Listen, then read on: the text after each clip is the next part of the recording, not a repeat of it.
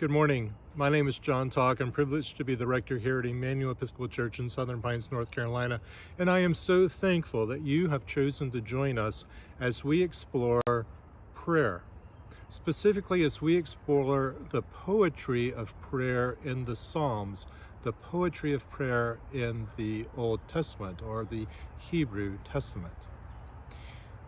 Now, before we really get into the specifics of individual prayers that we find in the Psalms, prayers of lament, prayers of excitement, prayers of supplication, etc., I want to talk a little bit about not simply what prayer is, but what poetry is.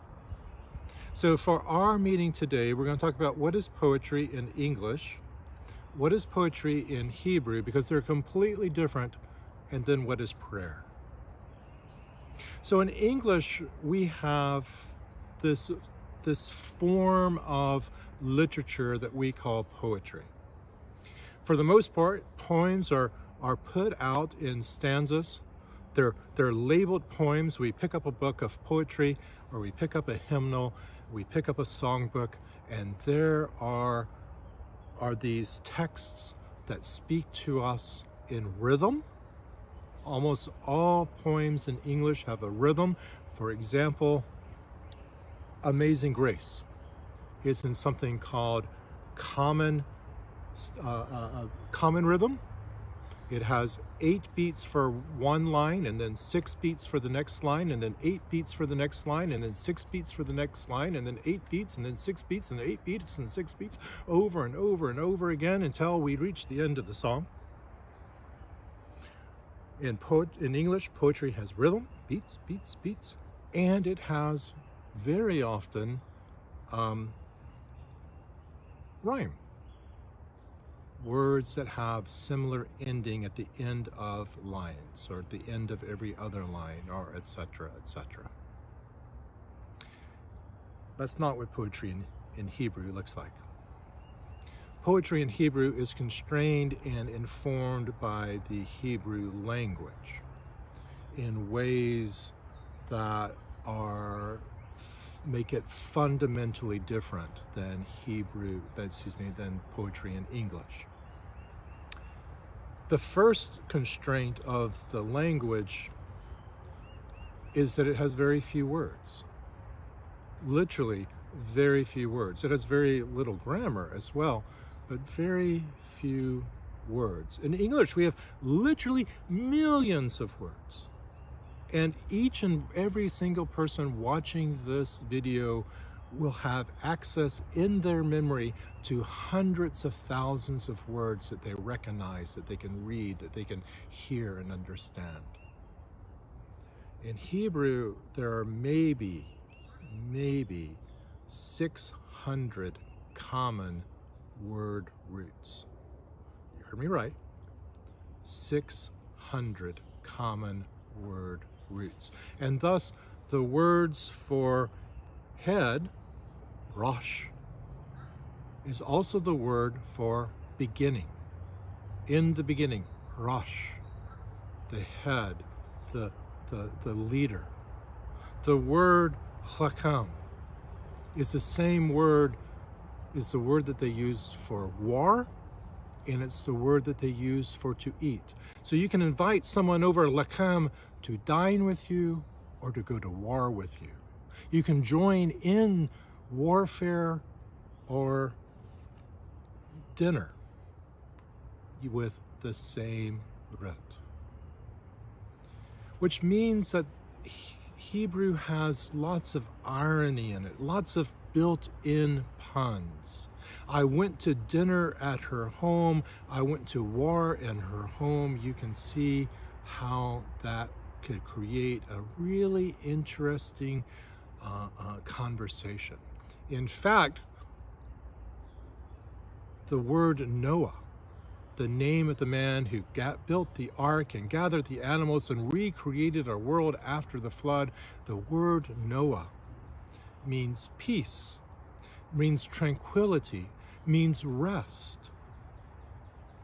How ironic that this man who did nothing but work to build the ark, who did nothing but worry on the ark, and who did nothing but have strife and toil after the ark, was named Rest. So Hebrew poetry is limited by the number of words that are available to it, and they have absolutely no concept of rhyme. So when we talk about Hebrew poetry, when we talk about prayer in Hebrew, when we talk about Hebrew poetical prayers, especially in the Psalms, how do we know that this is a poem? How do we know that this is a song? How do we know? There's no rhythm, there's no rhyming structure. What differentiates it? First, I'm not skillful enough to tell you how, but there is a different feeling. There's a different attitude. There's some subtle difference in being with the words that we consider poetry and the words that are prose. That you, in short, I can't tell you how we tell, we just can. The other way that we can tell is that they label them. The Psalms actually are called a song or a poem of David. That makes it really easy. So as we go through these Psalms, as we go through these prayers, as we go through this poetry, remember that the words that they have access to, we don't. That the ideas that they have access to, we don't. That the interconnectivity, that the puns, that the ironies, that the understanding of the world that they have is completely and utterly different than ours. I'll tell you a quick story.